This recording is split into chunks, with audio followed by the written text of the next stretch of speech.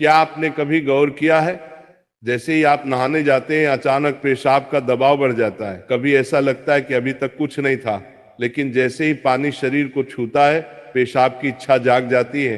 क्या ये बस एक संयोग है या इसके पीछे कोई खास वजह छुपी है? जिंदगी में कोई भी घटना बस यूं ही नहीं होती, हर छोटी छोटी चीज के पीछे कोई ना कोई वजह होती है। अब सवाल ये उठता है कि नहाते वक्त हमें पेशाब क्यों आती है? क्या ये हमारे शरीर की कोई कमजोरी है? क्या ये किसी बीमारी का संकेत है, या फिर ये दिमाग और शरीर के बीच गहरे रिश्ते की तरफ इशारा करता है? बस सोचो, अगर ये सिर्फ शरीर का एक सामान्य काम होता तो हर कोई इसे इतना गहराई से क्यों महसूस करता? नहाना सिर्फ साफ सफाई का मामला नहीं है। नहाना एक ऐसा प्रक्रिया है जिसमें शरीर, दिमाग और आपकी पूरी चेतना जुड़ी होती है। पानी, जिसे सबसे पवित्र तत्व माना जाता है, सिर्फ आपके शरीर को नहीं धोता बल्कि आपके अंदर जमा थकान, तनाव और दबाव को भी धो देता है। और जैसे जैसे शरीर हल्का हो जाता है उसका दबाव पेशाब के रूप में बाहर निकलता है। लेकिन ये तो बस सतह की बात है, असली कहानी इससे कहीं गहरी है। क्योंकि शरीर का हर अनुभव मन का भी अनुभव होता है और मन का हर अनुभव शरीर में उतरता है। तो जब आप नहाते हैं ये सिर्फ एक जैविक प्रक्रिया नहीं है, ये आपके मन और शरीर के बीच एक बातचीत है। अब सोचो, जब पानी तुम्हारे शरीर को छूता है तो क्या होता है? तुम्हारी त्वचा के हर रोम छिद्र में हलचल मच जाती है, तंत्र का तंत्र सक्रिय हो जाता है। ठंडक या गर्म पानी का एहसास दिमाग को ये बताता है कि शरीर को कुछ छोड़ने की जरूरत है, और उसका पहला तरीका पेशाब करना होता है। लेकिन ये पूरी सच्चाई नहीं है, क्योंकि अगर ये सिर्फ ठंडे पानी का असर होता तो फिर जब हम गर्म पानी से नहाते हैं तो ये क्यों होता? अगर ये सिर्फ मूत्राशय की वजह से होता तो नहाने से पहले ये क्यों नहीं होता, और पानी गिरते ही अचानक क्यों होता है? यही वो राज्य है जो लोगों को हैरान कर देता है।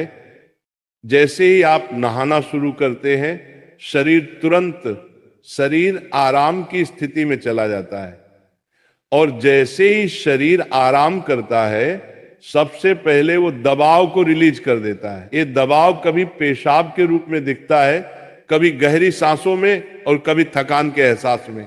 इंसान तब तक दबाव में रहता है जब तक वो खुद को छोड़ना नहीं सीखता। नहाना, पानी में डूबना, ये सब काम इसलिए अच्छे लगते हैं क्योंकि ये आपके अंदर के बोझ को हटा देते हैं।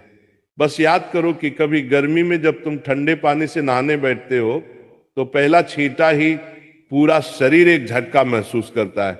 उस झटके में शरीर कुछ देर के लिए नियंत्रण खो बैठता है, और नियंत्रण खोने से इच्छा पैदा होती है। अब आप सोचेंगे कि क्या ये हर किसी के साथ होता है? हाँ, लगभग हर किसी ने कभी ना कभी इसे महसूस किया होता है।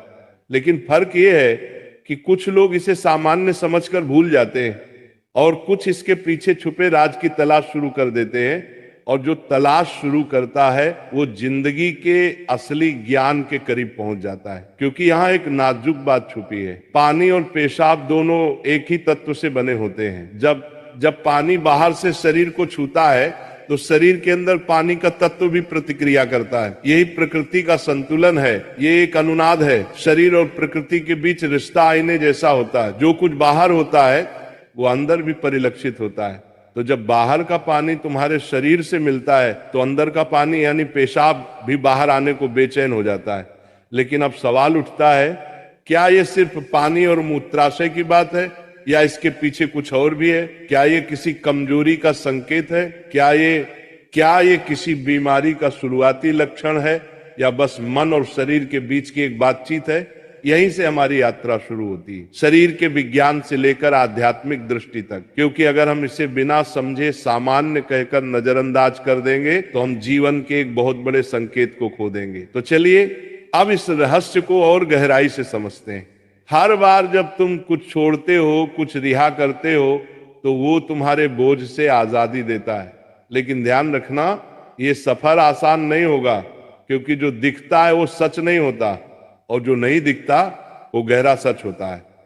लेकिन सवाल यह है कि ऐसा क्यों होता है कि कुछ लोग इसे ज्यादा महसूस करते हैं और कुछ कम? यहां मनोविज्ञान की भूमिका आती है।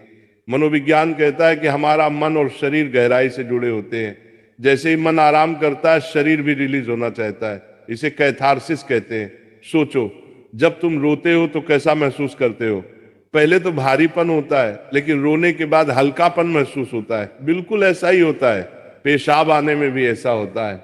ये एक तरह की साफ सफाई है, और नहाना भी ऐसी ही एक प्रक्रिया है जो आराम और तरोताजगी दोनों को जगाती है। इंसान लगातार दबावों के नीचे रहता है, तनाव, इच्छाएं, डर, गुस्सा, चाहते सब अंदर जमा रहते हैं। जब आप नहाते हैं तो पानी सिर्फ शरीर को नहीं धोता, ये आपके दबावों को भी पिघलाता है। और जैसे ही दबाव कम होता है, शरीर से छोटे छोटे रिहाई के संकेत पहले निकलते हैं। मतलब पेशाब आने की इच्छा सिर्फ जैविक नहीं है, बल्कि मनोवैज्ञानिक भी है।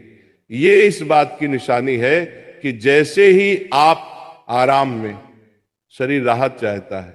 पानी सिर्फ शरीर को साफ नहीं करता, ये आपके अवचेतन तक पहुंचता है, क्योंकि पानी का अस्तित्व बहुत गहरा है। आप मां के गर्भ में पानी से घिरे हुए पैदा हुए थे। आपके पहले अनुभव पानी से जुड़े होते हैं।